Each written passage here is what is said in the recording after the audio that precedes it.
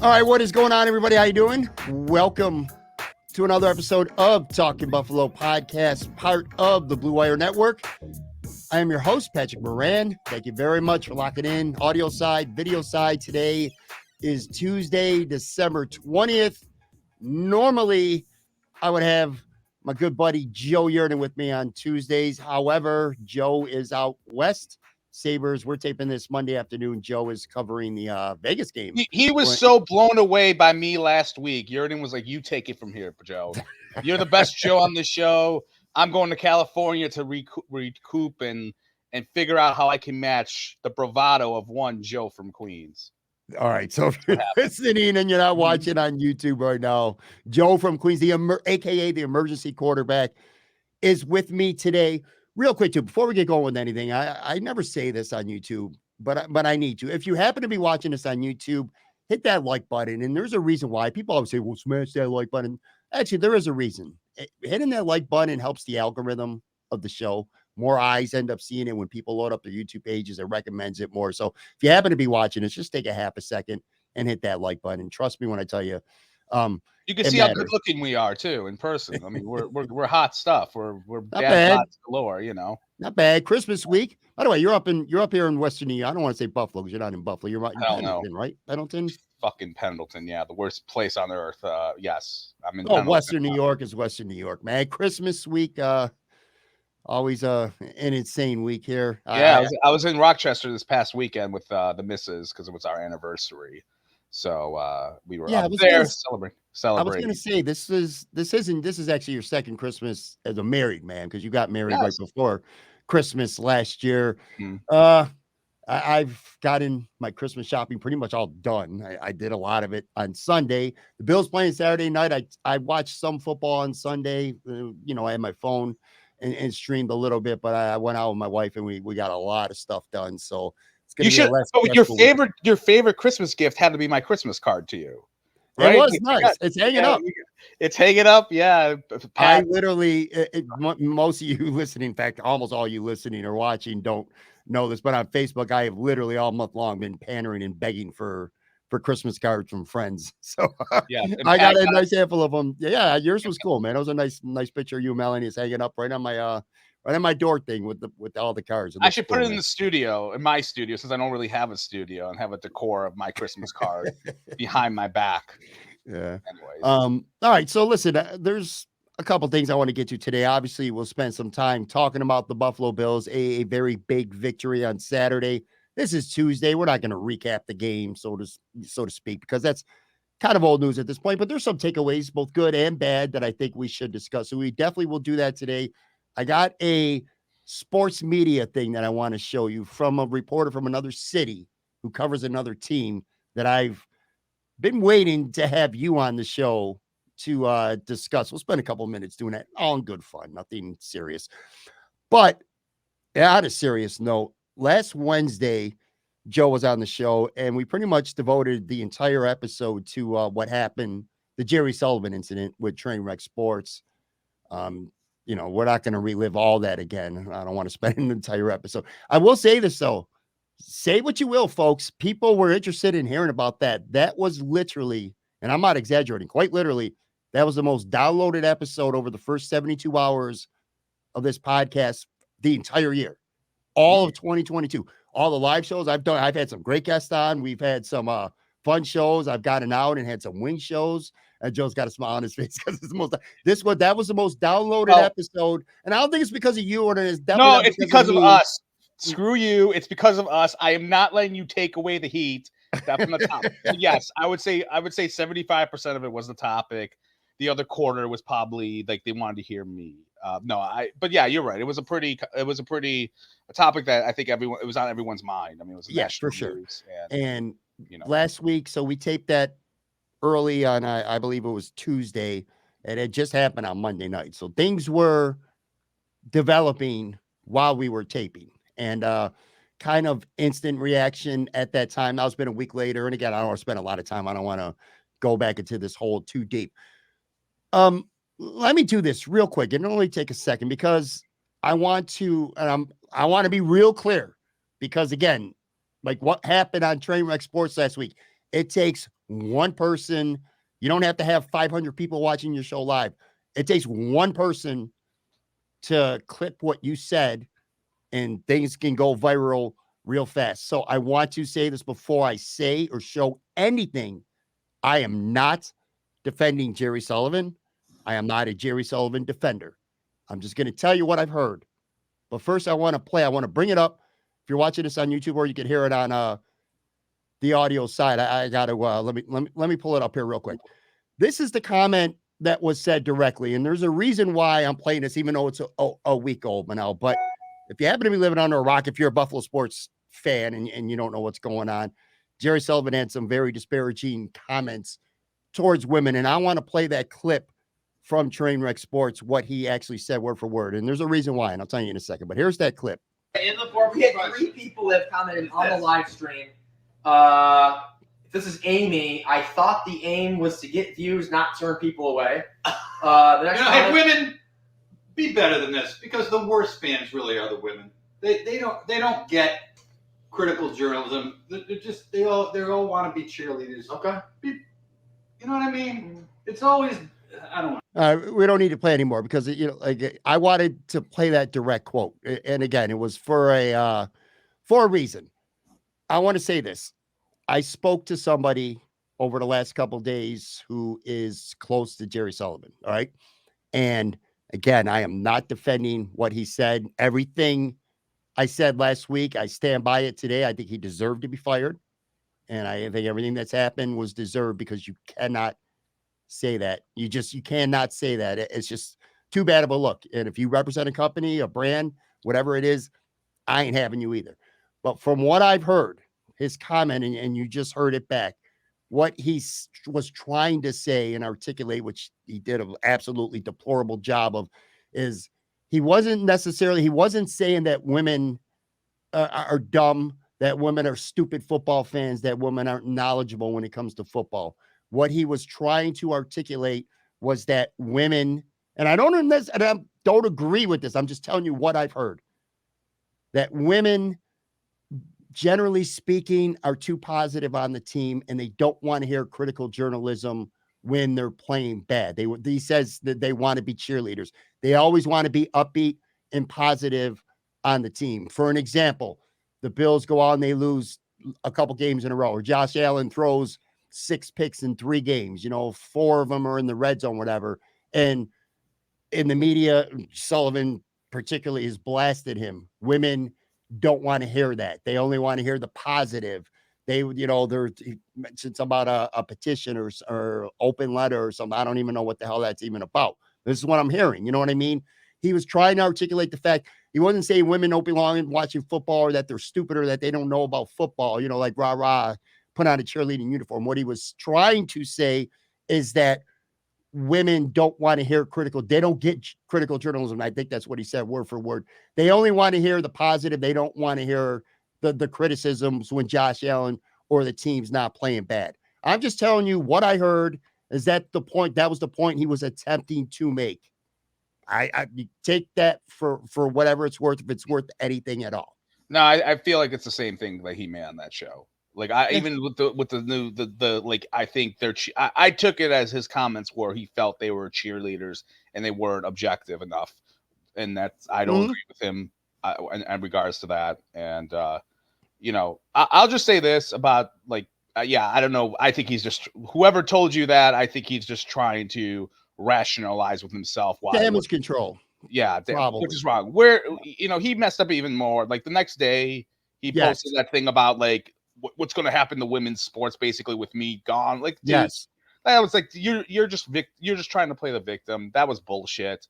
And like, let's be fair here. He got hired by Channel 4 to do local sports news. That's why they hired him. He got hired there in I know the person who hired him. He got hired there in 2019, 2020, around there. And he was supposed to just do local stuff. That was it. So local sports. So obviously he's going to have to do women's sports. Like, he can't just do a bunch of like the Nichols football, St. Joe's football player. So him acting like he was like this savant and like, he's Mike Wallace of women's coverage. Like, get the hell out of here, dude. Like, he knows whatever. The aftermath You're right. For the record, I think you're right. The aftermath of how he handled it, we criticized last week Trainwreck Sports for their handling of it, putting up a generic vanilla statement and then pretty much going away for days and not doing anything about it. Whereas Jerry, I think it was the next day, he had an apology that just felt empty. And then his next tweet was about, well, who's going, these stories are going to go untold. His Yeah. damage control, what was horrible. But anyway, again, I mean, that's him. I'm sorry, real quick. No, go That's ahead. him. That's one of my issues I've always had with him is he thinks he's like he has always felt like he was a doctor. Like without me, what's gonna happen? Like we're all gonna die. Like, dude, women's sports will move on without you, buddy. Okay, like Yes, yeah, of course, you of know, course. like yes, should there be more outlets to cover high school sports or college sports on the women's side? Yes, there should be. But let's not act like when he was a columnist for the Buffalo News, it wasn't like he was writing columns left and right about the women athletes here. He was doing the Bills, he was doing the Sabres. On occasion, he would do the Olympics when he went there for 4 years. So maybe, well, not for 4 years, but when he would go there every 4 years, they would send him and he would do some features and all that stuff. But come on, dude, like it was a part of the assignment there, buddy. Okay, so I agree. anyway. Again, I've had time to process things a little bit more. I've heard other people's opinions. Again, we taped our show not long after this all went down. So in the following days, I've heard a lot of opinions from people that I like and I respect. One of them, Tim Graham. You won't find a guy in the media that I like and that I respect more than Tim Graham. And he did a show, and he buried Trainwreck Sports, but he also, this is important, he didn't absolve Jerry Sullivan from blame. You know what I mean? So I think that's important. I agreed with some things that Tim said. And again, I'm just being honest here.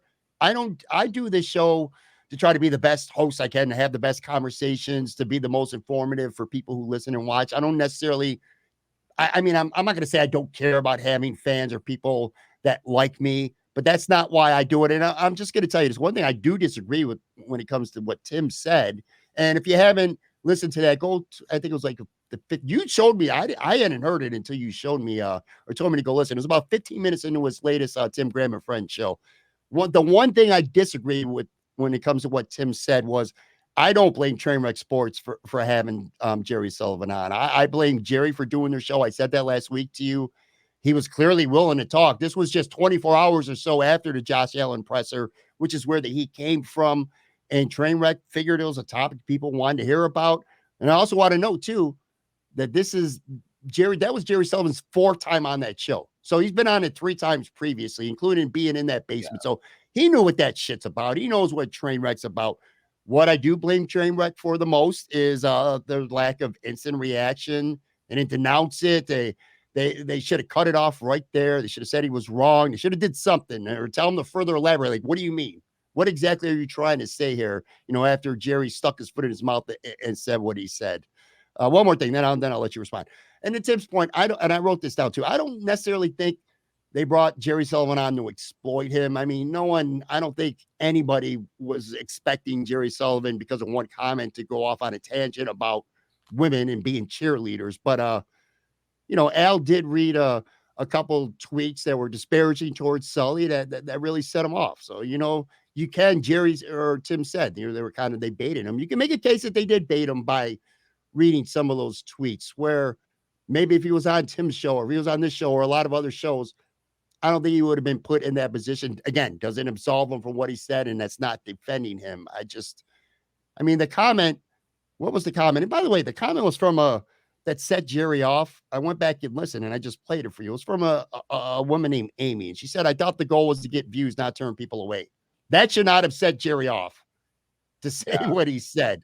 I think what it boils down to is, I think, you hear the term locker room humor, which like shithead President Trump did, like when he got caught saying like grab him by the what. And I think Sully got a little bit, and that's no call for. I think Sully got a little bit stupid and thought he was in a locker room setting where I'm with the guys and I'm gonna make fun of women kind of thing. Yeah. And that's like, sorry, dude, this is 2022. This ain't 1985 Revenge of the Nerds locker room over here, dude. I wouldn't go that far with Graham did, was pretty harsh on them. If they had asked Sully, like, what do you think of women sports, fans? Then, yeah, I could see that after he got liquored up, if he did or not beforehand. I could understand that. But my whole thing with them is, I think Trainwreck is going to probably, I don't know what they've done since I've been I've been off the grid a little bit because of traveling back to Rochester. They've done their normal shows. No, Yeah. Maniac and Degenerate Al. Those were the two hosts of the show. It's called Trainwreck Tonight. They record, I believe it's on Mondays, because this was last Monday when Jerry Sullivan said what he said. So I believe Monday night, from what I understand, they're going to address it at the begining of the show and move on. That's what I heard. We'll see what they say. As I said, one of my issues is like, you know, they're a part of that little, and I'll try to be nice about this. They're part of the clique of like all the socialites on Bill's Twitter, like Brother Bill, the Mafia Babes, all those people, which fine. That's the thing. I've seen a lot of those people basically try to absolve them of what they did wrong in regards to having him on. And as I said, I think, you know, unfortunately, you know, not to say unfortunate, but like, you know, the Degenerate Al nodding in agreement, that's not a good look. I've said it before. They've had copious amounts of material on their website when it comes to Barstool Sports, which is a misogynist, sexist outlet. I don't care what anyone says. You can think they're funny or you can love that they review pizzas or whatever the hell they do. You know, that's not a good look if you're trying to portray yourself as being like we're for all women and equality and all that sort of stuff. Like for me, they had Jerry on for a lot of reasons why we have podcasts for viewers, for clicks. They were going to have a guy on from the day before who was the talk of that press conference, as you said. Which I told you, I tune into a show that I usually don't tune into. To hear that, yeah. Not because I'm not dissing them. I'm just saying Monday nights I usually got things to do. I listened to it because I wanted to hear what he had to say. So I agree with you when it comes to that. Yeah, and I don't know. I don't think they're going to lose. Like they're not going to lose their job. They're going to have their diehard fans. I think the socialites of the Bills Twitter people will help them get. I don't think they're going to lose views. Like plus they're a niche podcast. They're a niche podcast. Their fans are going to be their fans regardless. I think it's going to hurt them in other ways though. But yeah, maybe advertising, but who knows? I think it's going to hurt them. I think a lot of media will be skeptical of coming on their show. Not that all. Too. Yeah, they're not happy. Yeah, I feel there's a lot of people in the media who probably are not very happy with them right now. Again, but I don't disagree with Tim here. I don't blame them for getting Jerry on the show. They didn't know what he was going to say. I blame them for how they reacted. But to be fair, that was in real time and unexpected. I guess the last thing I want to say about this is again, Jerry's not the victim here, man. He's not. There is no victim. Everybody was wrong to some extent. None so more than Jerry. Jerry got what he deserved. But that doesn't mean people who have liked Jerry Sullivan leading up to this, or people who cared or still do care about Jerry, can't be sad about it. I'm sad that it came to this. You know what I mean? I'm disgusted with what he said. I think Channel 4, I think the Gazette, I think they did the right thing. I think they did what they had to do. Well, 4 not I really. agree with it, but I care about him as a human being. And I'm sad. Channel 4, I would say they didn't do the right thing. They didn't even release a statement or anything. True, you're right. They can kiss my ass on that regards. I agree. They should have made a statement. They just got rid of them. They just wiped them out. Yeah, I don't like that. I do want to say one last thing because I want to get some bills and some media stuff. But as for Trainwreck Sports, I think it was a learning experience for these guys. And I think it should be a learning experience for all podcasters out there. If you want to do a live show and you want to be live, you better realize when you're live that anything can happen live. It's just like you and I are lifelong wrestling fans and we watch live wrestling every week. You never know what could happen on live TV, and you better realize that anything can happen, and you better be prepared to deal with something that's unexpected on the fly. That's what happens when you go live. And you might think, well, there's only 15 people who tune in because, you know, that show is not exactly a hotbed for, you know, it's not like there's thousands of people watching it live. It only takes a dozen. It only takes one person. One person sees or hears something outrageous. They go back, they clip that, they put it out there.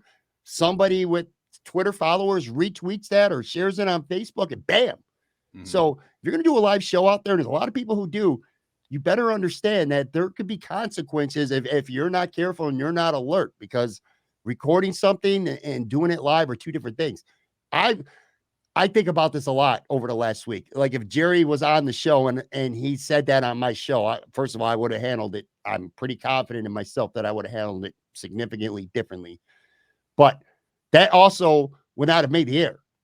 So I would have cut that shit out. I said, well, I said, Jerry, what the fuck are you saying, man? You know what I mean? And I would have fucking ended that shit right there, and it never would have made the air because I record the show. I don't do it live. Now, I don't not do a show live because I'm afraid that something like that's going to happen. I haven't done live shows yet because I don't think I have an audience yet for that live kind of stream. And when I do and start working on building that, I'll have live shows every single week. But anyway, if you had me on every week, we could have a live show. Because my long-winded point is, if you're a podcast out there, you better, big or small, you're going to go live. You better be prepared for the unexpected. And they obviously were not. So that's all I got to say. I think we wrapped it up. Yeah, we wrapped that. One other thing too, because Joe is notorious for the best media takes ever. That's what you say. That some might say the worst media takes ever.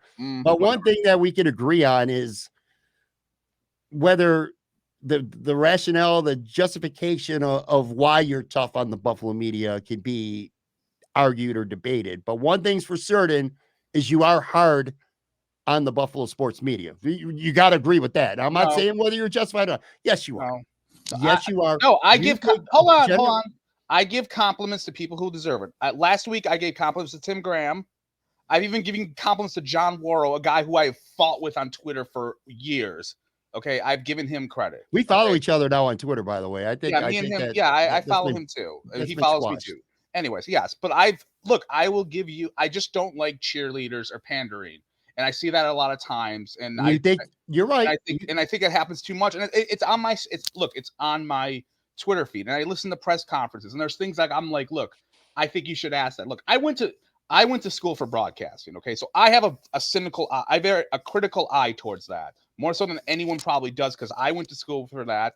I did an internship at like the local sports. I went on Channel 2 as a sports intern. I did one at GR. This was like 20 years ago. I did all of that. And then I decided to move to New York because I wanted to do TV production out in New York City. And I'm still in TV production. I still do that for a living. I interview people for a living. So I'm constantly, my head is always moving into what question should you ask? What question should you be? What should be your narrative? What should be your storyline? And when I see people who just ask long-winded questions, or they're pandering to the Bills Mafia on Bill's Twitter because they want to get like the whole like, oh, I want to get that viral video of Josh Allen doing handshakes and all this. It's just kind of silly. And you're not silly.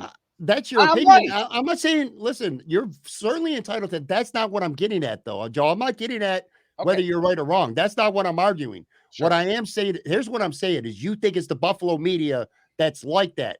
And I've been telling you, okay, so get to this email, this mystery email. Week after week after week, I've been telling you it's like that everywhere today. And that's how it is. And you think it's the Buffalo sports media. I want to pull it. I say this for a reason, because I went to watching that Miami game and following it on Twitter. A columnist for the Palm Beach Post, or a journalist, I should say, for the Palm Beach Post. His name's Joe Shad. He has 250,000 followers. He has more than double the followers of anybody on the Buffalo sports media.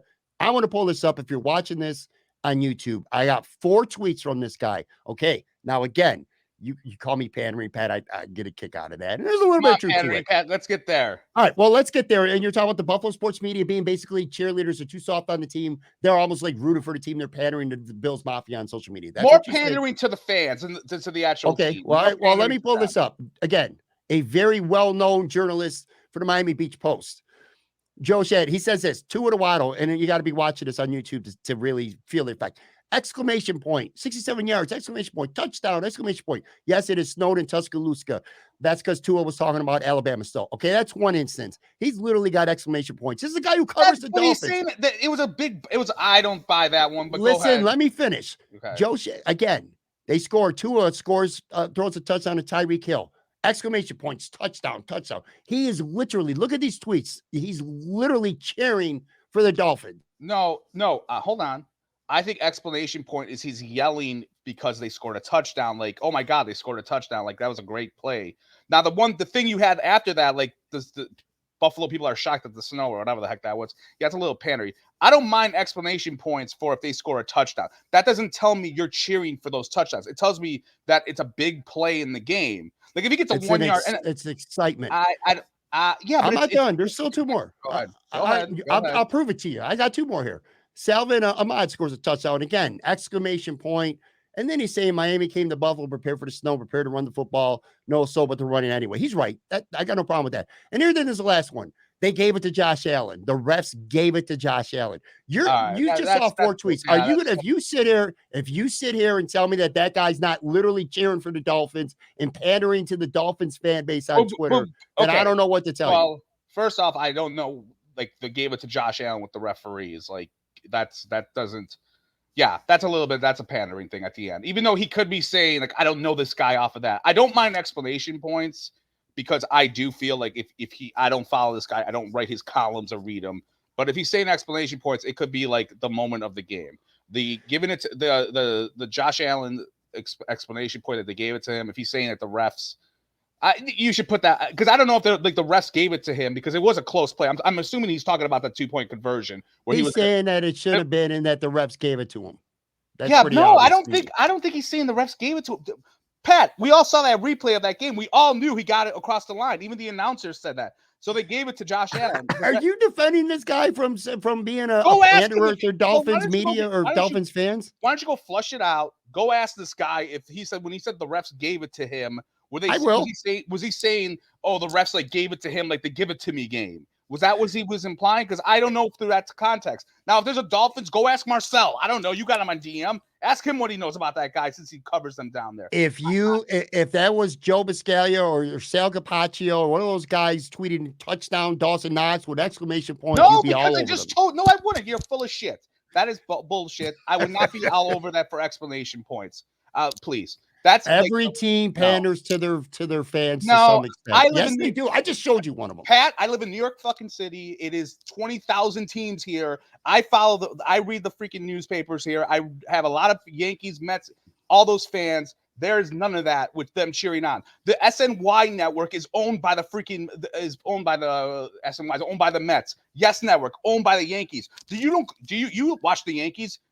Is there the lead? Is Paul O'Neill or Tino Martinez when they used to be on? Are they cheering for the freaking Yankees? They're they're objective and they're owned by the freaking network. It's not close. Well, and TV people, I would excuse. Like if Eric Wood's gonna cheer for the Bills, he's employed by the Bills. I got no problem. But I'm just telling you, they don't here in New York. They're not doing it on Yes Network. They're not doing it on SNY.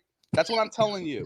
They're not. I think I can find it anywhere. I think you're wrong. I have had talks with people who have been in different markets, who are close to the media scene, who have said this is completely different. Also, I'll just say this: Miami sports, they're kind of like I could see them being a little bit more pandering because it's Miami and Florida's a shitty sports city when it comes to the team. Really you know what? You're right. No, you're right. I can speak for Tampa. Tampa sports fans are the worst. I've said this a million times. They're the worst fan base in all of sports. Okay. So.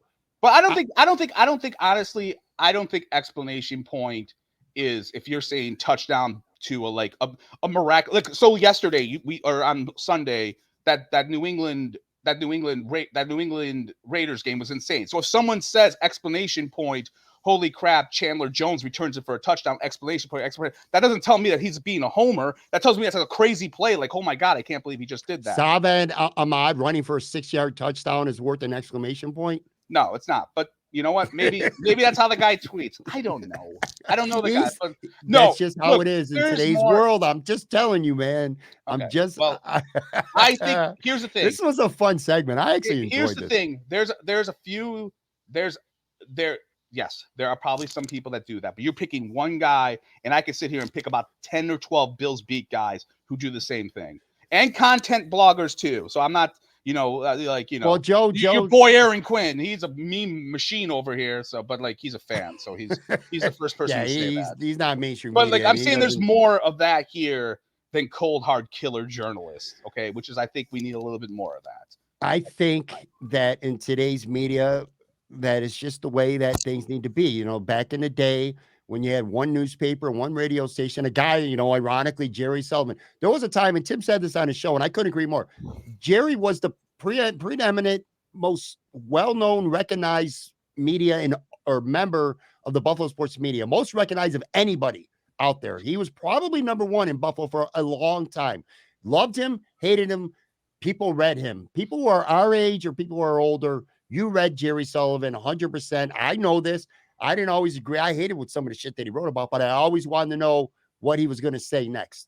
My point is this. I didn't. You had no choice. Well, you know what? You you belong on ESPN. What are like the PTI show, or you belong on First Take with Stephen A. Smith. No, I I think agree. you can disagree with any take. No, I no, kind of no, respect it. I agree. No, you're right. And I said that last week that he was at one point on the Mount Rushmore of Buffalo media sports Right. people, even if you hated him or not. Like, Well, just him specifically. But my point was you had to read the Buffalo News, or you weren't going to read about the Buffalo Bills. Or you had to listen to WGR, or you weren't going to be able to speak your mind or listen to the Buffalo Bills. In today's media market, there's just so many options. And if you're a douchebag, like a lot of people have thought Jerry Sullivan's been a douchebag for decades, but you had to read him back then. Now, even if he didn't say what he said, you ain't got to read Jerry. If you don't like, I like Jay Skurski. I know you like him too.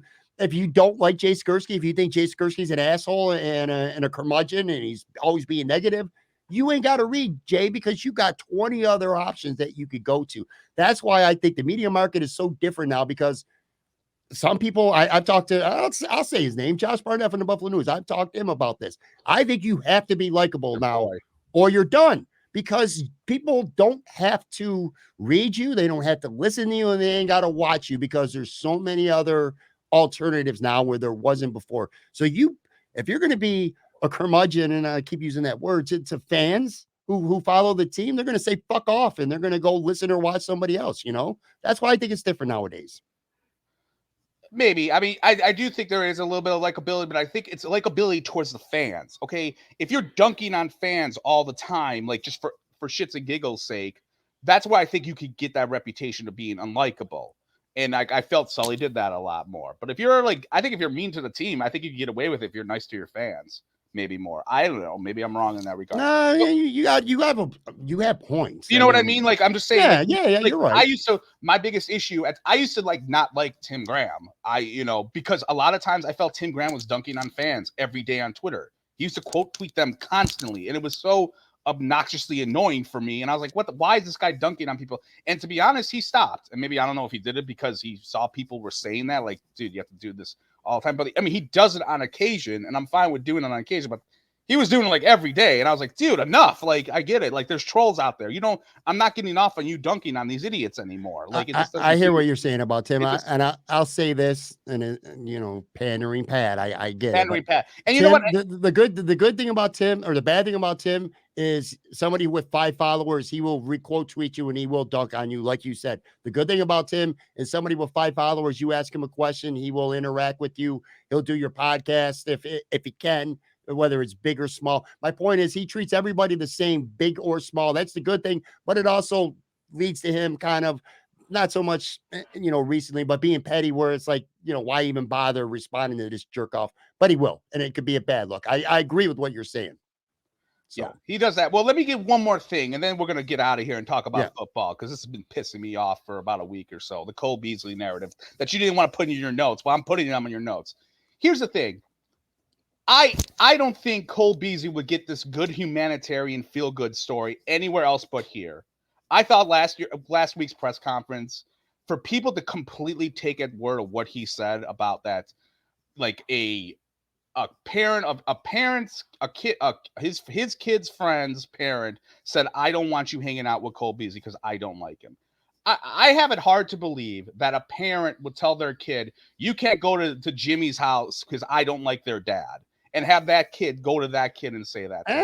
And look, and then the other thing too, this is a guy who was an anti-vaxxer, who, I heard some people say, oh, he was a great teammate. People liked him. Are you sure about that? Because Jerry Hughes and him almost got into a Twitter fight last year, I remember, in the summer when he was trying to placate the whole thing. He shitted on Bruce Smith. Like, remember, like 2 months ago, he was like, this phony, and Bruce Smith coming trying to tell us that we should take a shot. And then like last month, he's dogging the region and the team.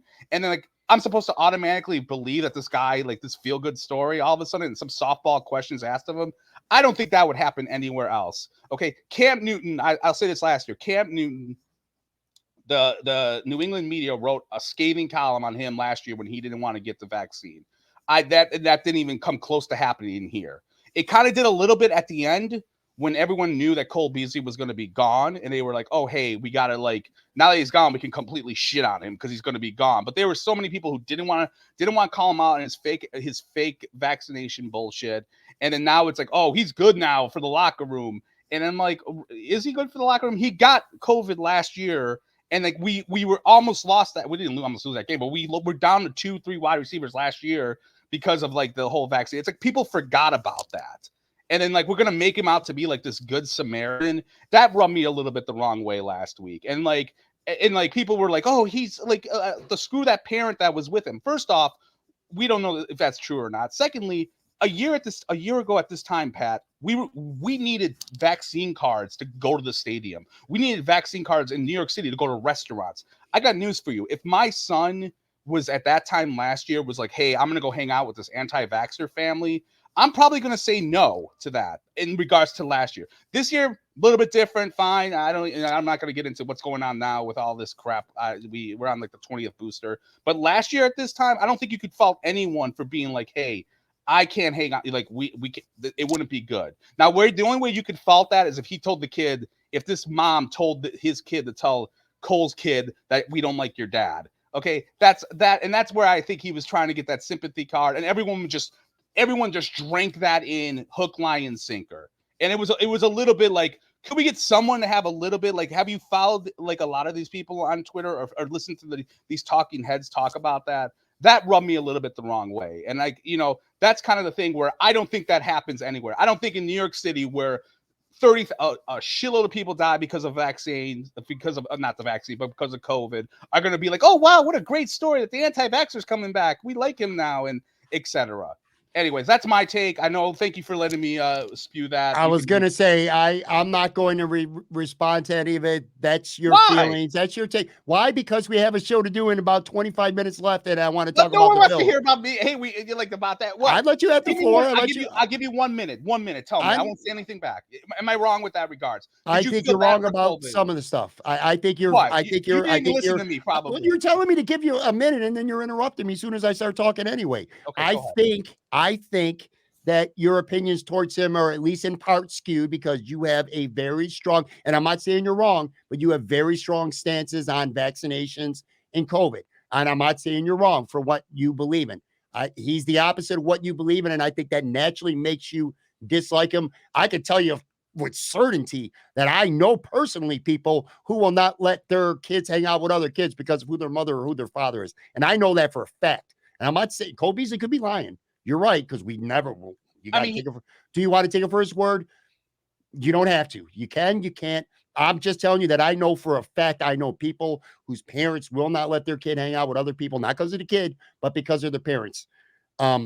Redemption, not necessarily. His teammates do like him too, and maybe not all of them. I don't know if there's any player on the team where everybody likes him, but I'm telling you now where I do think you're 100% wrong, and the majority of his teammates do like him a lot.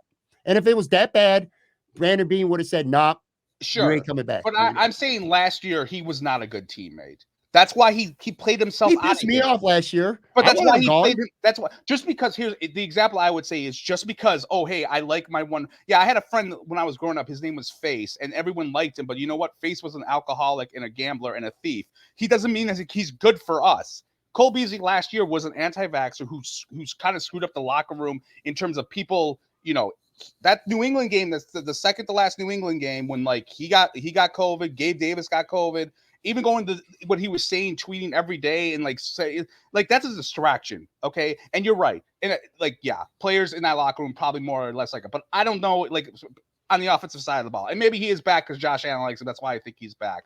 But I feel like everyone just completely glossed over that they got rid of him last year. I think because of that. What's a redemption to you? To be able to redeem yourself means you have to fuck up. To be able to redeem yourself means that you had to do the team wrong. You had to do somebody wrong. Last year, I agree. I wanted Cole Beasley out here. I thought he was a distraction. I hated what he was saying on Twitter. And he also, in part because he was physically so banged up, he was a shell of what he was before that and plus his salary cap numbers. So for all those reasons, I wanted him gone last year. I was happy when the Bills cut him. I'm not necessarily saying this is a redemption Hollywood feel-good Cinderella movie with him coming back, but I think he's useful. I think he's helpful. I do believe that he regrets the way things ended. I think he would like to at least do some things over again. Again, it's just a matter if you want to take him for his word. And I know you don't, because again, you have views about vaccinations and stuff, and his is the complete opposite. And for the record, I am a vaccinated person. I'm boosted. I believe your side when it comes to it. Sure. I guess my whole thing is, a month ago he was shitting on Buffalo, and now all of a sudden he loves everyone again. It was a little bit like I was surprised. You're right. If he was, and then the other John thing too, Feliciano, Feliciano, he can fuck off too. Well, like I'm saying Cole Beasley like laughed or retweeted or something with eyeballs or something. Then, I was like, really, that's kind of petty. And then another thing too is just like, instead of it being like, this is such a great like a redemption story, like they need him.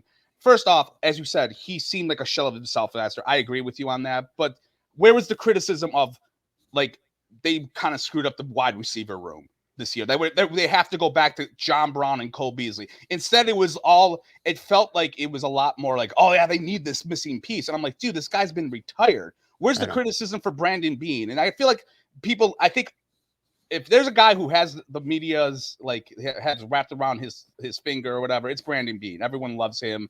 And like everyone, like, okay, look, there's some people, as I said, I come on here, I tell you who I like. It's like the people at The Athletic I like, and even at a certain extent, Waro at times. Everyone else can be a little bit better, okay? And as I said, my DMs are wide open. Feel free to ask me. I don't betray confidences. You know, my DMs, if they ever got out, you would all be fired probably. Redemption story, no redemption story. It's not. I mean, well, see, let me finish, man. Redemption story, no redemption story. Cole Beasley being back is going to help the Bills to some extent, I think, with personnel. You could disagree with that. You could disagree with about what his reasons for being back and all that stuff. That's fine. But I'll tell you one thing we have to do is I have to get to a break. I am way late. I will say 1 second real quick. Jeremy White was critical of and Nate Geary about the Bills wide receiver room. So I just want to make that clear that they were critical of that. Okay. Anyways. All right, let's take a quick break. Come back. We got about 20 minutes left. Got to talk some Buffalo Bills. Be right back.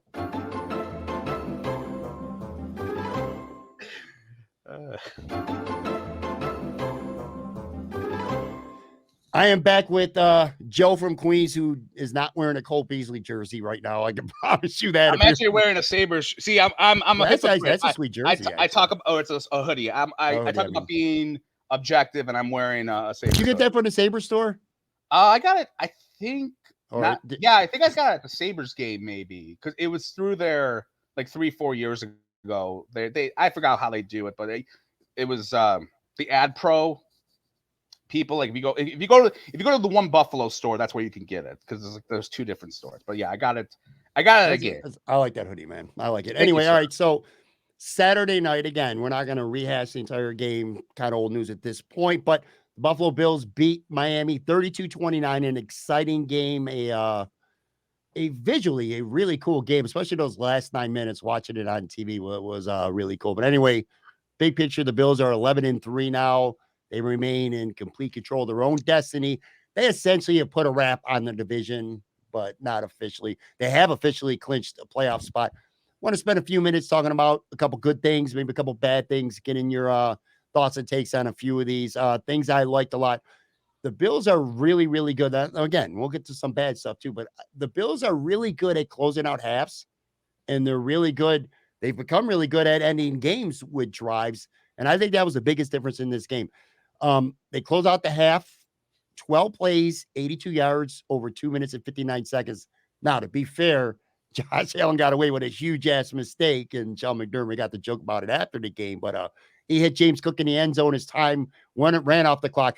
If that's an incomplete pass, the Bills come away with nothing, and we're all going crazy, including Sean McDermott going into the half. But anyway, that's what you get with Josh Allen. He makes those type of plays. He makes mistakes, but he'll make that kind of play. So they score a touchdown right before the half.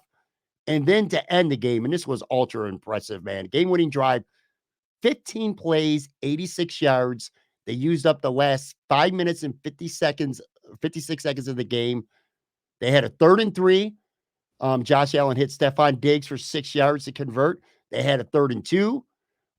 Josh hit McKenzie for 5 yards out to about midfield with 3:02 left. And then it was 3rd and 6 from the Miami 34. This might have been the play of the game, actually.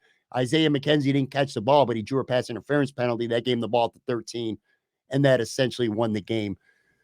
Look, we got 3 weeks left.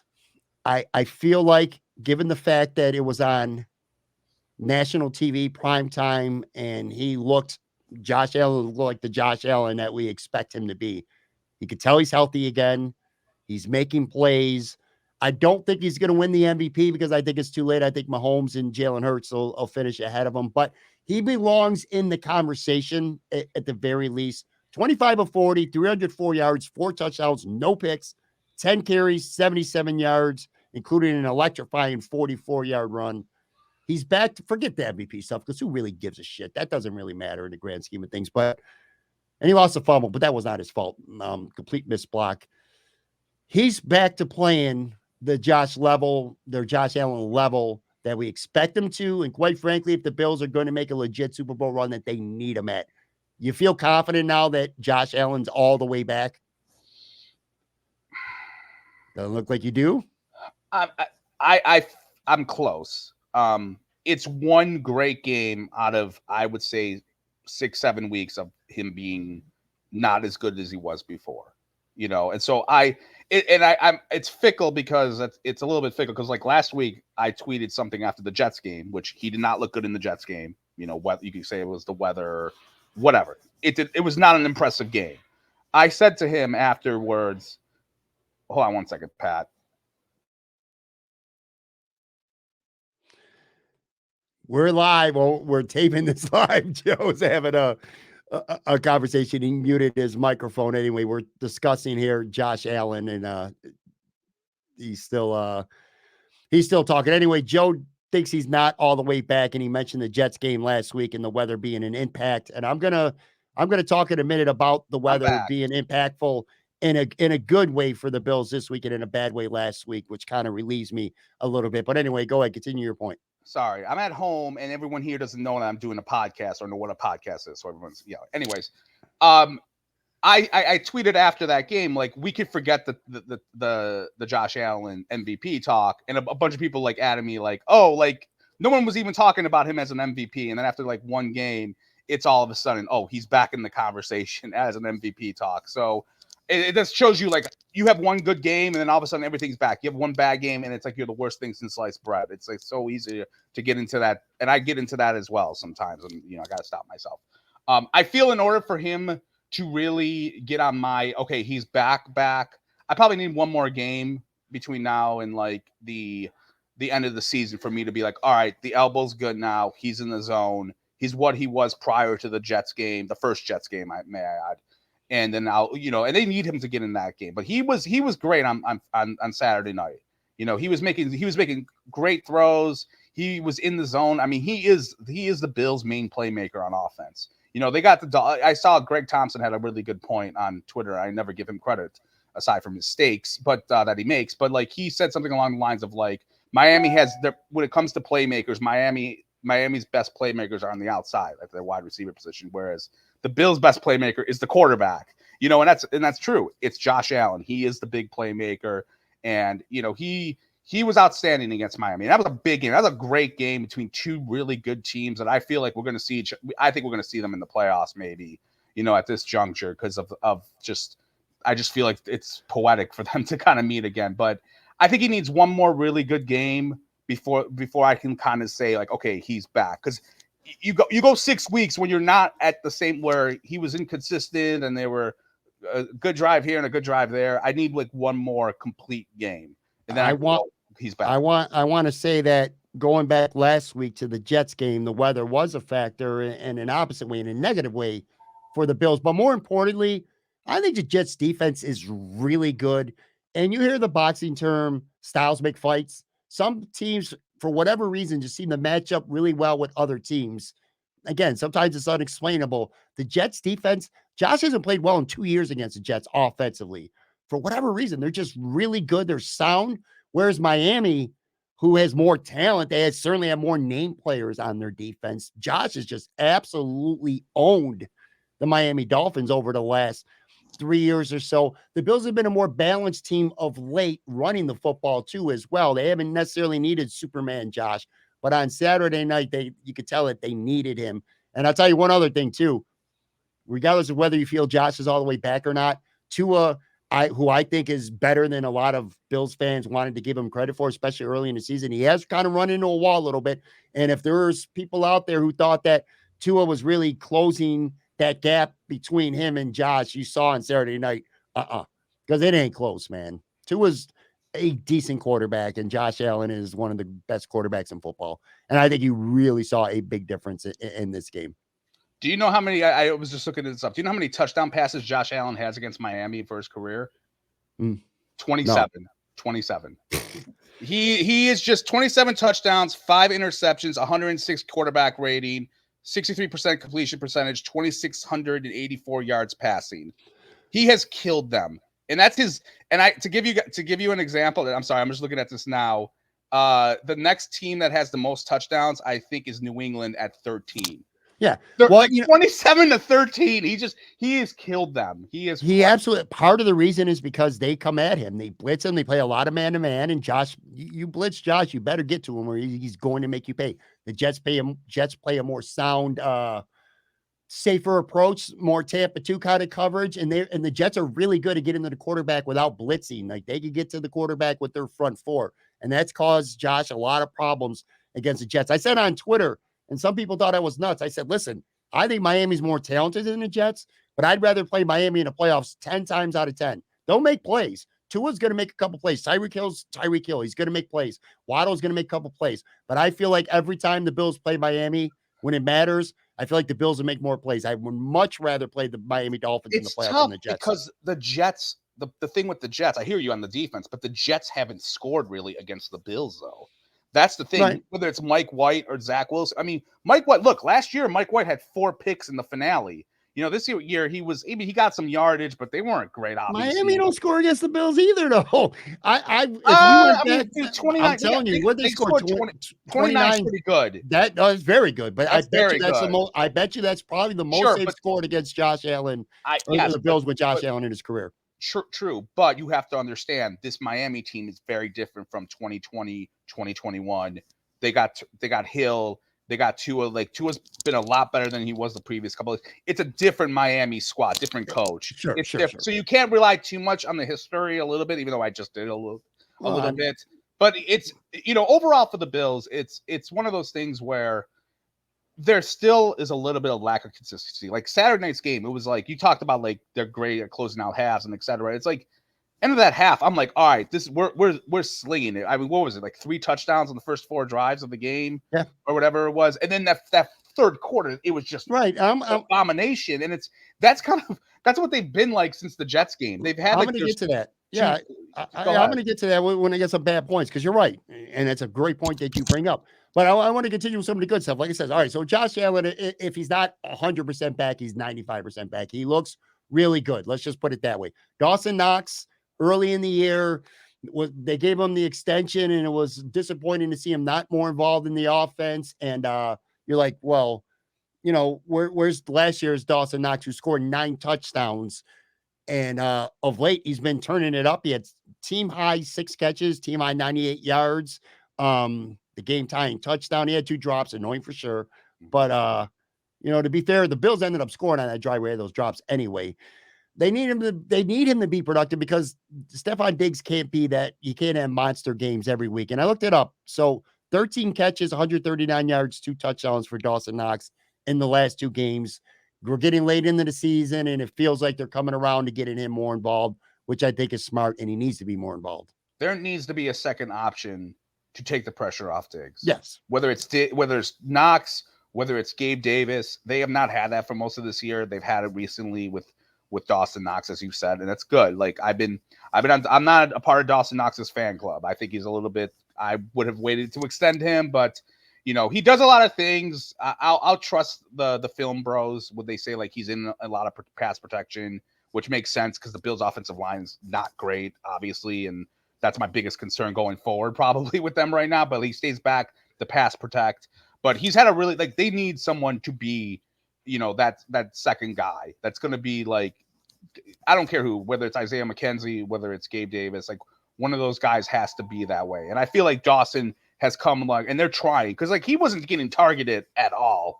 Like, it's one thing if you're saying like Isaiah McKenzie has had the drop issues this year.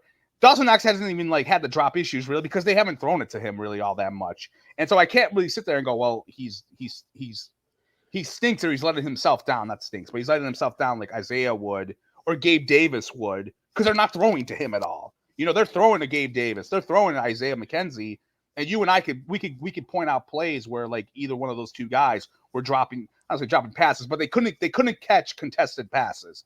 Whereas with Dawson, they just didn't throw it to him a lot. But like I think for the offense to move forward, there needs to be someone else who can be like the second tier guy. Right. All right. Well, I want to continue. Another guy I want to make sure I give credit to is Isaiah McKenzie. You know, we went down this Cole Beasley rabbit hole earlier, and it would have been easy for Isaiah McKenzie to pout and have his game suffer. I thought he had a really good game Saturday. He had 2 catches with 24 yards, which that's not impressive. But again, one of those 2 catches, both of those catches were for first downs.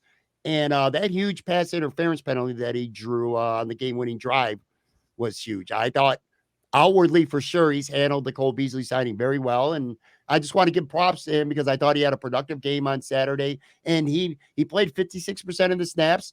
And he had a positive influence on the game. Again, 2 third-down conversion catches and a third-down pass interference penalty that ended up leading to a Tyler Bass game-winning field goal. So I thought he did a good job. I think on that PI, that's the difference between Beasley and Isaiah McKenzie.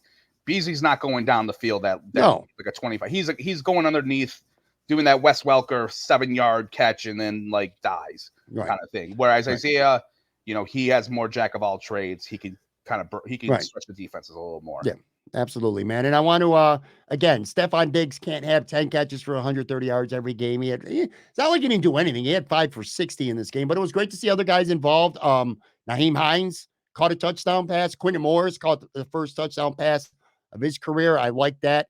On the defensive side of the ball, I liked what I saw from Kyer Elam on Saturday night. Trey White got beat for a touchdown overall, but overall, I thought he played pretty well. He's not all the way back yet, but he was right around the ball. Like completions that went at him, he was right there. You can just tell he's almost all the way back. I thought Teron Johnson, as he's been all year, has been really solid, man. He played well. But anyway, circling back to Elam, you know, he didn't even play last week. Dane Jackson played 100% of the snaps this week. Elam, they pretty much were a 50-50 split. And I think going forward, you might see more of Elam. He almost had an interception. He's a physical corner. I thought he played Tyreek Hill very well. I know he was right there on one pass for Tyreek that he tackled him for a 3-yard loss.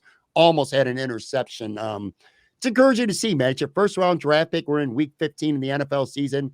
You want to see a first-round draft pick out there contributing. And this, you know, I don't want to be overconfident and see what happens next week, but this was certainly a good sign for the Bills. Yeah, it's kind of the template for what they do with their rookies, where they kind of start off slow, then they start giving them more responsibility, they start playing them more. But yeah, he looks good. He kind of reminds me a little bit of like an old school, like a little bit of like Antoine Winfield, a little bit, like you know, kind of a physical. Yeah. You know what? That's a good comparison. Thank you.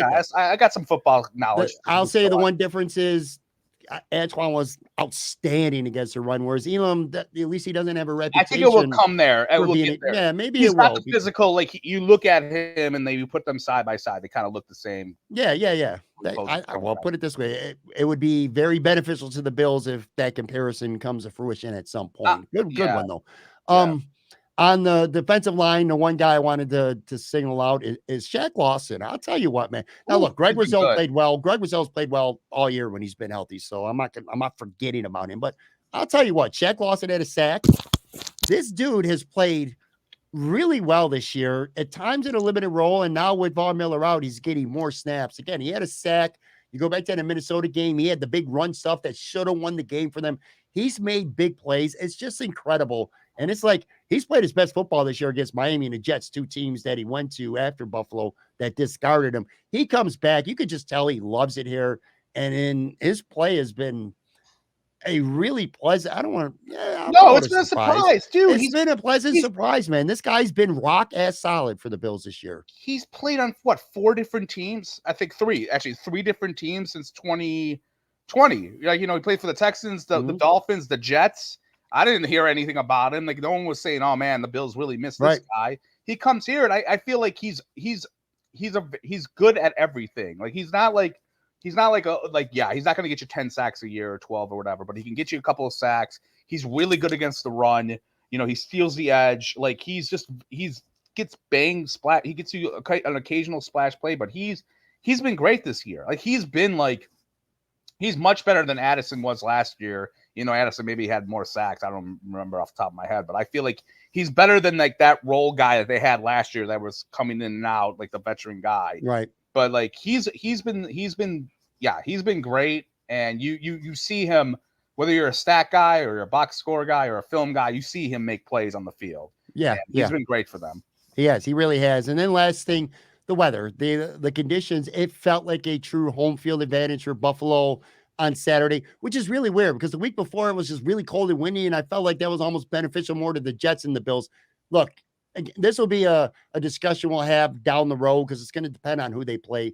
Whether the weather is a home field advantage or not for Buffalo is going to depend on who they play. If they play Miami in those kind of conditions, 10 out of 10 times it's a home field advantage. If they play the Chargers in the playoffs, if they play the Chiefs in the playoffs, to me, shitty cold weather, snow, that's a big advantage for the Bills. Oh my God, I disagree with you 100%. If you're playing the Ravens, if you're playing Baltimore, if you're playing the Jets, if you're playing the Tennessee Titans in the playoffs, teams like that really want to pound the football, then I don't think it's an advantage to the Bills. It depends who the opponent is, but when you're playing against a team like Miami, I think it's a big advantage. I don't agree with that at all. I don't know how you could say that. I don't know how you could. Two things. I don't know how you could say that when they won by 3 points. Like Miami had some big splash plays, dude. You're acting like Miami couldn't hold their own against the Bills. They were up by 8 in the fourth quarter. Yeah. And hold on. And from watching on TV, the weather was fine. It got bad in the fourth quarter with the snow. But like the thing was, we only had one drive each. And prior to this, I disagree with this whole weather thing. The Bills in the elements. I tweeted this out last week prior to this game that when it's rains or snow, Josh Allen's quarterback rating is around 80. He has not been good in the elements. He was not good in the elements against the Jets last week. He was not good against the Colts in the elements last year when he ruined my bachelor party. He was not good against Atlanta towards the end of last year when they were in the weather, when it was snowy and rain. The Bills have not been good in the elements. This is not Jim Kelly K-gun offense like when in 1991 when there was a blizzard and they scored 44 points on the Dolphins in the playoffs. I have a lot of I'm not sold on the Bills in the cold and the if a team from Florida or a team from LA's got to come to Buffalo in December and January, it is a huge advantage for Buffalo. I don't know how you could come to any other conclusion. But what evidence do you have? They almost lost to Miami. Miami's a good team. Okay, so you're saying, they have a huge advantage. Based off what? I just told you what Josh Allen's numbers were in the rain, in the snow. It's not pretty, dude. You know what? It was not good out in the first 3 quarters. It just wasn't snowing like crazy. It was not. Bullshit. Dude, I know people who went to the game. It was wet. It was windy. No. And they also, Jeremy White said it on the next day that it was not bad at the game. Unless you want to say he's lying. If you're playing the Dolphins in January or you're playing the LA Chargers in January, you're telling me you'd rather have it 45 degrees with nothing out there. Absolutely. You're crazy. You're crazy. Are you insane? This is a passing offense. You want them to you want there to be a slug the elements so we can't pass? Some quarterbacks aren't good in this weather. Some players don't want to play in this weather. Okay, and neither do you think our guys love playing in this weather. Jordan Poyer said it before the game. He's like, I'm not looking forward to playing in this, dude. All right, we got 10 minutes left. We got 10 minutes. We got 10 minutes left. I need to get to a couple points there, or we're gonna. Patty's wrong on Twitter, by the way. Everyone, okay, go ahead. There are some bad things. Let's have a couple bad takeaways from this game, and just some things in general. The third quarter, the Bills were outscored 13-0. That's a problem. They were outscored 7-0 when they lost to the Jets. Not too long ago, they were outscored 13-3 in the Vikings game when they blew a 3-score lead. 4 punts. This is the third quarter, by the way. Before, this would have felt like a month, the way the Bills' offense was looking. But 4 punts in the third quarter on Saturday, and then that unfathomable special teams penalty by Cam Lewis. And look, Cam Lewis is a good dude. He's a UB guy. I want to root for this dude. But if you have any accountability, that should be the last snap this guy sees as a Buffalo Bill. You cannot do that. That was the biggest play of the game. Had the Bills lost, that would have been the play of the game, bar none, without question. But anyway, I don't want to get into a separate point here. My point is this. The Bills have not looked that good coming out of the locker room. I don't know if it's just a lack of adjustments and other teams are making adjustments. But the third quarter, being outscored 13-0 is a problem. And I just pointed out 2 other games where they looked really bad in the third quarter. That's not good. They were bad in the third quarter, I believe, last year too, if I remember. I think we complained about a quarter last year that they were bad in all the time, and I think it might have been the third. My whole thing right now is I am worried. What's bad right now is the offensive line. Mitch Morris concussion. That's not good. Okay, that is not good at all. Like if you put together a list of like players that the Bills cannot afford to lose, he's in my top 5. And if they're going to Axel Rotten as their center, and Ryan Bates is hurt or he's coming back, I think from like, and he was usually the backup center too. I don't know.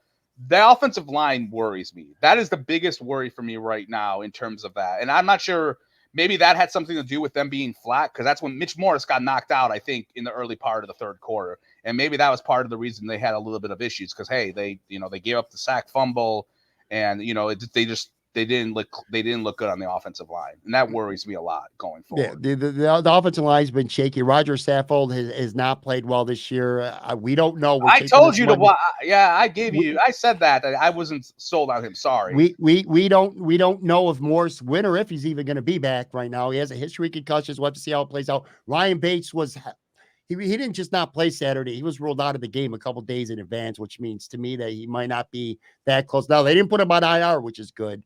But I would assume Bates will play center if Morris can't when he comes back. And hopefully Ike Botker will be activated. In fact, we'll know today on Monday if he's going to be activated and they can get him in there sooner than later. Anyway, general point, yes. The offensive line to me, especially the offensive line depth, that's the worst part of this football team right now. Another thing that's not good is their tackling, man. The run defense has been suspect this year, but the tackling has been horrible, man. I'll tell you, Raheem Mostert had 17 carries for 136 yards. He should have had 30 carries. If you're a Miami Dolphin fan on Sunday morning and you're waking up after that game, I'd want to wring Mike McDaniel's neck. I'm like, why are you putting this game into his hands, throwing the football when the Bills are proven that they're going to play a nickel defense? Even on 3rd and 1, they're still in a nickel. They could not stop the run. Mostert was busting through tackles. That dude should have had 30 carries for 210 yards and 2 or 3 touchdowns. And Miami could have controlled the clock probably for 40 minutes. That was horrific coaching on the Miami Dolphins. But anyway, circling back to Buffalo, the Dolphins averaged 7.5 yards per carry, and the run defense and the tackling is just really bad.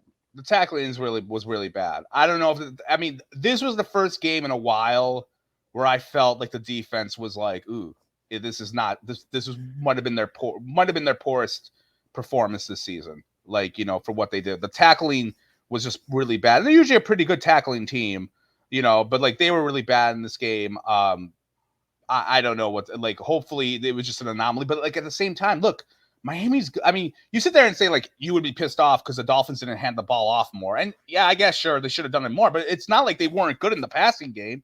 Like Hill and Waddle had over 100 yards receiving. Hill almost had 100. They were okay. They weren't terrible. They were like pretty solid. And I could have those yards.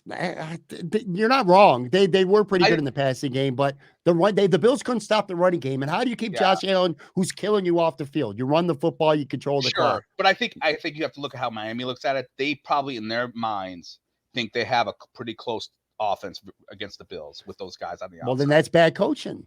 I don't know. I think look, the points. If Devin Singletary is running for 7.5 yards per carry and you get away from that in a game that you're either within 1 score or winning, then that's bad coaching. They can't stop it. Sure. They could have done it. They could have done it a little bit more. I agree, but it's. I think the Bills won this game because they had Josh Allen and they had the ball last too, and that kind of helped. Like they had that last drive was great. They stopped Miami on their last 2 drives Miami was close. They had 2 big plays on that last drive, and I'm like, damn, they're going to score on us. Right. And then the defense came through at the end. It's always one of those things. Like, I've been trying to think about like the Bills this season, like comparing to all these other seasons, like since they got good, like since 2020, and like what's the difference between this season and the last 2 years? And I'm trying to figure out like, are the Bills better? Or are they worse? And the only thing I could kind of come up with, if you want to like spin it, like they're better. It's like they're winning a lot more close, tough games. They're dealing with a lot of adversity, all these injuries, and they're still 11-3. That might make you stronger. I don't know. Like, it's, in 2020, they were blowing people out. Like, they were killing people. Last year, they were losing the close games, but they were killing everyone. This year, it's like a scrap and claw that, they've won what? Like, I don't know, 5 straight in a row, and all of them have been pretty, outside of the New England game, they've been all pretty close, in terms of them being scrappy. And maybe that's a good thing for them. Like, they're learning how to win these scrappy games that, they're closing out in the fourth quarter or whatever the case may be. At least that's different to me than it was the last couple of years. Like, it's not, their wins feel like a lot tougher than they were last year. So I don't know, it's something to monitor. But I'll say this, man, that's where I'm sure you want to wrap us up, but I am looking forward to I know I shouldn't look ahead of the Bears game, but I am a little bit here. That Bengals-Bills game, man, we're going to see how far this team has come, because you and I have been on we don't want to play the Bengals bandwagon all year. They are not a good matchup. They are not a good matchup to the Bills, to me. Like, they worry me a lot. They got a good defense. They got awesome wide receivers. And I don't know anything about them really, how they play against the Bills, because we haven't played them since 2019. So that kind of worries me a little bit. But that Monday night game, it's going to have ramifications of, like, I'm going to go back to like 1990 when it was like the Bills Dolphins in that second to last game where home field advantage is on the line, and like the division is going to be wrapped up by them probably, but like it's going to be one of those games, like winner of that may get home field advantage in the playoffs, for that.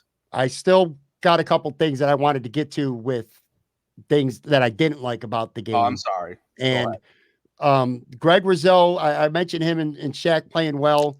AJ Epinesa and Boogie Basham in a reserve role gave them next to nothing. Now, Boogie got hurt. He didn't play the last couple of series. I don't even know if he played in the fourth quarter. I think he did something to his calf, but he should have had a sack. He whiffed. AJ Epinesa he didn't give them anything. He whiffed out a tackle where Mostert ended up with a long drive. So I didn't like that. Damar Hamlin, he's gotten a lot of praise early in the season. He took a really bad angle on that Waddle touchdown. He was late getting the ball in the air when Tyreek Hill beat Trey White for a touchdown. You keep going back to, man, if Micah Hyde was there, these are plays he made.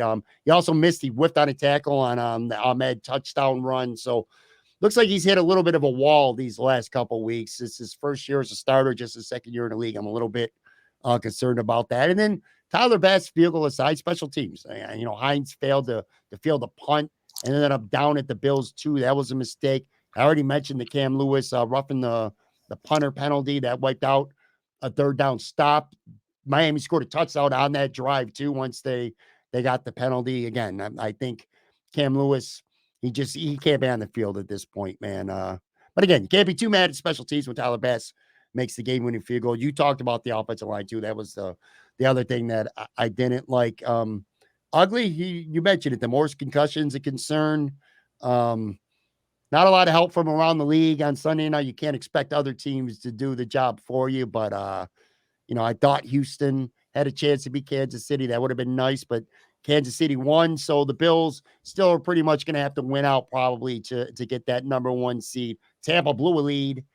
They were up like 17-0 or something like that against Cincinnati, and they just suck. And that game was annoying to watch.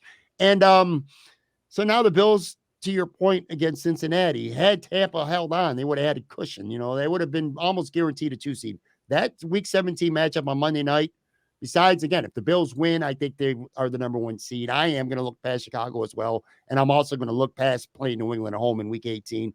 If the Bills beat Cincinnati, they're the number 1 seed. If the Bills lose to Cincinnati, they might be the number 3 seed, which you might say, well, that don't matter too much, because if Cincy wins out and they would have beaten Buffalo, they'll be the 2 seed. It does matter, because in round 2 of the playoffs, Buffalo would have to go to Cincinnati instead of Cincinnati coming to Buffalo. So that is a meaningful game coming up in a couple weeks for sure. Yeah, the seeding is very important, like you said, because if they could avoid that Bengals Kansas City divisional round, that would be great. So I think getting a rest would. Every week we have injuries galore with this freaking team, so having that, I don't care about it would be great to have a home field advantage just for even though this town, the infrastructure couldn't handle it, and I think it would be a party and it would be fun, but I don't really care, like, in terms of, like, I don't like playing in the elements. I think it's I know we just argued about this, but I have my feelings of like I would not mind having a warmer. Give me 45 outside, other than elements and a shitstorm. You know, a home field advantage means more, and we did spend a lot of time arguing about the elements or who would be the better opponent. Home field matters with the crowd too. The defense, or when you're out there, is being loud. The offense, maybe not being able to change plays at the line because the crowd's going crazy. It's just the familiarity with your locker room, sleeping in your bed all week, stuff like that. I do think it matters beyond just the weather. I gotta ask you, what'd you think of the snowballs? I thought it was stupid. Yeah. It was stupid, but it was also like, why didn't they clean the stands before the game? Like, because I tweeted, like, I remember back in the day, you remember this, you're a historian like me, like, you used to drive down to the stadium and you $10 an hour and then you get like free tickets. Like, I remember that used to be the thing like Ralph would do, and they would shovel it, and then like I remember they would do videos, like the news would cover that. And like literally none of that. A few of my friends told me like they got there, their seat was like covered in like a foot of snow, and it's like that's not a good idea. Like, who wants to be sitting in the snow like when you get there? And it was a bad look, but it wasn't like, you know, wasn't that bad. I just hope if there would have been a penalty assessed to the Bills, then I would have been like really angry. I'll say this though, I don't know how many Dolphins fans were there, but if I was a Dolphins fan, I'd be like, oh, okay, I would start chucking snowballs at the players because they get the 15 yards. That's what I would have done. I mean, that's a horrible thing to do, but like I'm surprised someone didn't think of that maybe. But that snow thing was a little bit of a it was nuts. All right, guys, we're gonna get out of here. It's enough for today's episode. Joe from Hamilton today. Yeah. Complete with the mom interruption, although you did a pretty swift job of hitting that. I was muting and yelling at them. Yes, I was yelling while muting myself. Follow Joe on Twitter at Buffalo Wins. Don't know if there's going to be a Wednesday episode or not this week. A lot going on. Everyone demand Pat has me on this podcast more, because I know how Pat's chain of command is. I won't be back on until March now. Okay, because Yurden's not going to go to California again. Aaron Quinn, maybe he has to make steaks or whatever. He's not going to have me on. So if you want to hear me, please DM Pat. Put it, because I understand if you don't want to tweet to him directly, because then people will yell at him. Probably his media bros will say, "Don't have Joe on again." But you definitely DM him. Tell him you need me on more. I'm the moral compass of the talking trendy Buffalo. I would say the Talking Buffalo podcast. Me, Joe. All right, wrap it up. Thank you everyone for listening. Follow me on Buffalo Wins. We are signing off. Goodbye. After your Cole Beasley tangent, it might be a minute. Talk to you guys soon. Take care.